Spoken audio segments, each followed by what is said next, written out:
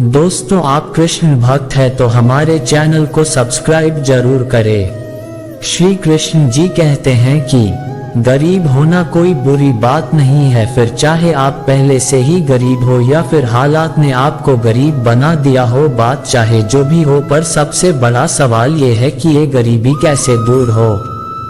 भगवान श्री कृष्ण जी कहते हैं कि जिन घरों में प्रतिदिन गाय के घी का दीप दान किया जाता है और उसी घी से भोग प्रसाद चढ़ाया जाता है, उन घरों पर देवी देवता अपनी कृपा अवश्य बरसाते हैं। ऐसा होने पर उन घरों में दरिद्रता का वास कभी नहीं होता। घर आए मेहमान को सबसे पहले पानी देने से अशुभ ग्रह टल जाते हैं, इसलिए जब भी कोई घर में आए तो उसे पहले पीने के लिए पानी दें। पुराणों में शहद को बेहद पवित्र माना गया है। ये घर की नकारात्मक ऊर्जा को हटाकर वहां सकारात्मक ऊर्जा को स्थापित करने का कार्य करता है। इसीलिए घर में शहद का होना अनिवार्य है। इसे हमेशा एक साफ सुथरे स्थान पर रखना चाहिए। ऐसा होने पर घर के खर्चों में कमी आएगी और धन धान्य में बरकत होगी। घर की कंगाली को दूर करने के लिए घर में तुलसी का पौधा लगाना अत्यंत आवश्यक है। तुलसी के पौधे के आसपास सफाई रखें। शाम के समय तुलसी के पौधे पर दीपक जलाएं। घर में किसी प्रकार का टूटा हुआ बर्तन नहीं रखना चाहिए, क्योंकि इससे अनिष्ट की संभावना होती है और तंगहाली बनी रहती है।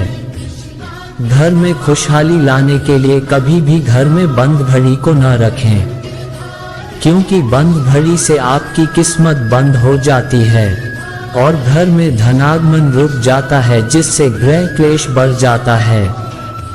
जिस घर में नल से अनवरत पानी टपकता रहता है, उस घर में भी धन नहीं टिकता। अगर आपके जल निकासी की व्यवस्था वास्तु के अनुसार नहीं है, तो भी आपको कंगाली से जूझना पड़ता है।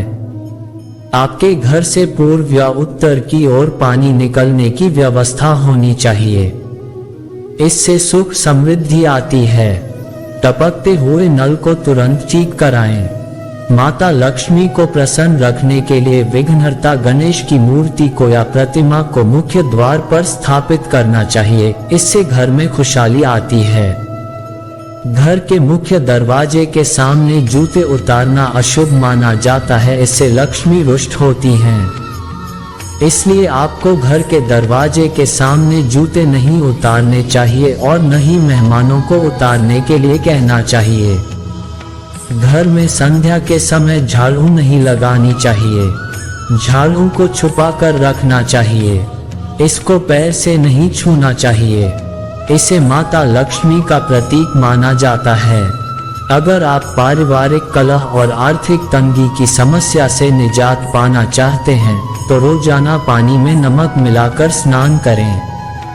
इस उपाय को करने से जीवन में व्याप्त दुख, संकट और कष्ट दूर हो जाते हैं।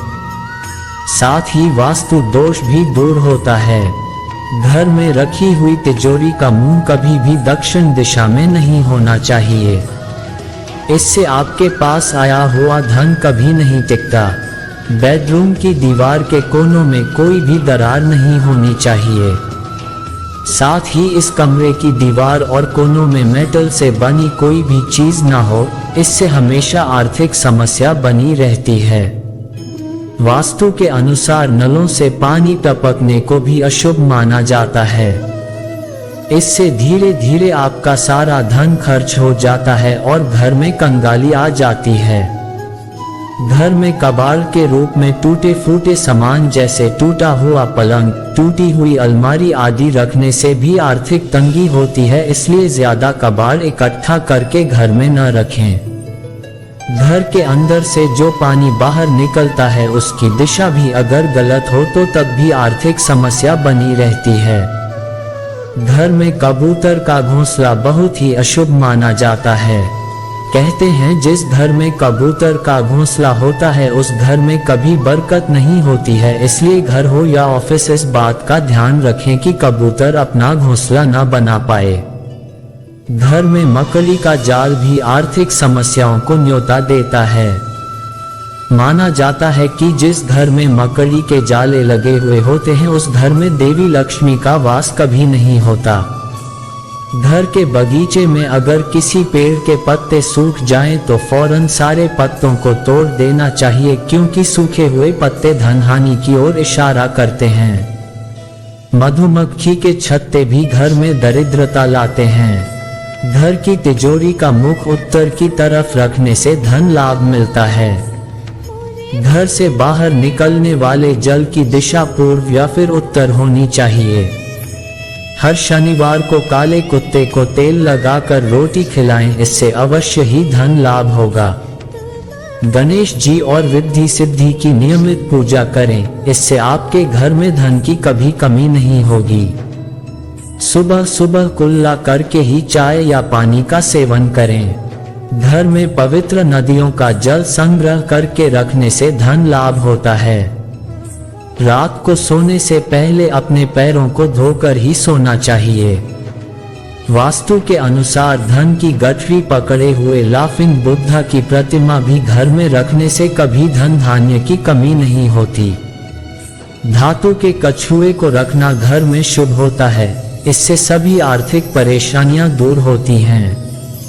रोजाना अशोक के पेड़ की पूजा से भी घर में धन की कमी नहीं होती। भोजन पूर्व या उत्तर दिशा की ओर मुख करके ही करें। घर के मुख्य द्वार पर गणेश जी की तस्वीर लगाएं। कुबेर यंत्र तिजोरी में रखने से तिजोरी कभी खाली नहीं होती। घर के ईशान कोण में किसी पात्र में नमक रखें। ध्यान रहे कि नमक साबुत हो और उसे बार बार बदलते रहें, ऐसा करने से आर्थिक समस्याएं दूर हो जाती है। घर के मुख्य द्वार पर ओम का निशान जरूर बनाएं। सिक्कों से भरे समुद्री जहाज को घर के अंदर की ओर आता रखना बहुत ही लाभकारी माना जाता है। दोस्तों, अब हम सुनेंगे एक गरीब पिता और पुत्री की एक दिल को छू लेने वाली कहानी। ये कहानी है एक गरीब पिता और उसकी बेटी की। एक बार वह गरीब व्यक्ति अपनी बेटी को उसके स्कूल से लेकर शहर के एक महंगे होटल में पहुंचा। उस व्यक्ति ने फटे पुराने कपड़े पहने हुए थे और उसकी बेटी स्कूल की ड्रेस पहनी हुई थी। जब दोनों होटल के अंदर पहुंचे तो वेटर पूछा, सर आप क्या खाना पसंद करेंगे, आप अपना ऑर्डर बता दीजिए। तब उस व्यक्ति ने कहा कि आप मेरे बेटी के लिए एक प्लेट पाव भाजी लेकर के आ जाइए बस। वेटर ने कहा, सर आप कुछ नहीं लेंगे, आपके लिए भी कुछ लेकर आऊं? तो गरीब व्यक्ति ने कहा, मेरे लिए कुछ नहीं, आज मेरी बेटी के लिए पार्टी है। मैंने इससे वादा किया था कि अगर तुम इस जिले में 10th क्लास में टॉप करोगी तो तुम्हें मैं सबसे महंगे होटल में पार्टी दूंगा, तो आप सिर्फ बच्चे के लिए पाव भाजी ले आइए।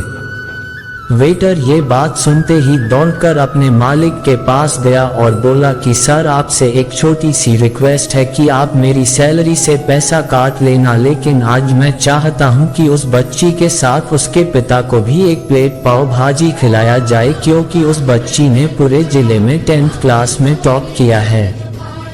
वह गरीब पिता है, ज्यादा पैसे नहीं होंगे, इसलिए कह रहा है सिर्फ बच्ची के लिए ले आओ। होटल के मालिक ने जब ये बात सुनी तो मुस्कुराते हुए बोला, तुम उसके पिता के लिए भी पाव भाजी लेकर जाओ, उसके लिए भी लेकर जाओ, पैसे मत लेना, 4-5 पाव भाजी पैक करवा कर ले जाओ और 2-3 किलो मिठाई भी लेकर जाओ और उनसे कहना ये पार्टी होटल की तरफ से है, आप ये मिठाई ले जाइए और जश्न मनाइए। जब वेटर ने 2 प्लेट पाव भाजी लेकर गया तो वह व्यक्ति चौंक गया और बोला, मैंने तो एक ही मंगाई थी, मेरे पास पैसे नहीं है। वेटर बोला, अरे सर शर्मिंदा मत कीजिए, ये पार्टी होटल की तरफ से है, आपकी बेटी, हमारी बेटी ने टॉप किया है, ये मिठाइयाँ लेकर जाइए और जश्न मनाइए। पिता और बेटी खुश हो गए और चले गए। कई साल बीत गए। उस गरीब पिता की लड़की अब यूपीएससी की तैयारी करके कलेक्टर बन चुकी थी और इत्तेफाक से उसी शहर में उसकी पोस्टिंग हुई थी। उस लड़की ने उस होटल में सूचना पहुंचा दी कि मैं उस होटल में लंच करने के लिए आ रही हूं। होटल के मालिक ने जब ये सुना तो होटल को पूरी तरह से सजवा दिया। गांव में ये बात पूरी तरह से फैल गई और कस्बे के सभी लोग उन्हें देखने के लिए आने लगे। कलेक्टर अपने पिता के साथ उस होटल में पहुंची। कलेक्टर ने होटल के मालिक से कहा कि शायद आप मुझे पहचाने नहीं, हम वही पिता पुत्री है जो कि हमारे 10th क्लास टॉप करने पर आपने मुझे पार्टी दी थी।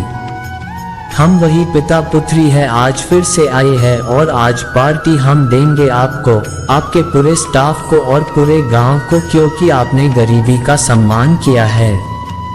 आपने उस दिन जो पार्टी दी थी, मुझे बताया कि मुझे कितनी और ऊंचाई तक पहुंचना है, कितनी और बड़ी मंजिल को छूना है। आपने एक नई प्रेरणा दी थी और आज मैं उसी प्रेरणा का आसान चुकाने के लिए आई हूँ। वो मैडम ये सब कहते जा रही थी और आंखों से आंसू बहती जा रही थी। ये कहानी हमें सिखाती है कि कभी भी किसी गरीब का मजाक मत उड़ाना। हो सके तो उसकी मदद करना और अगर मदद ना कर सको तो उसका मजाक मत उड़ाना, क्योंकि वो सब देख रहा है। बनना है तो उसकी नज़र में अच्छा बनिए। दोस्तों, इस वीडियो में बस इतना ही। मिलते हैं अगले वीडियो में। अपना ख्याल रखिएगा। दोस्तों, हमारे चैनल को सब्सक्राइब जरूर करें। जय श्री कृष्णा।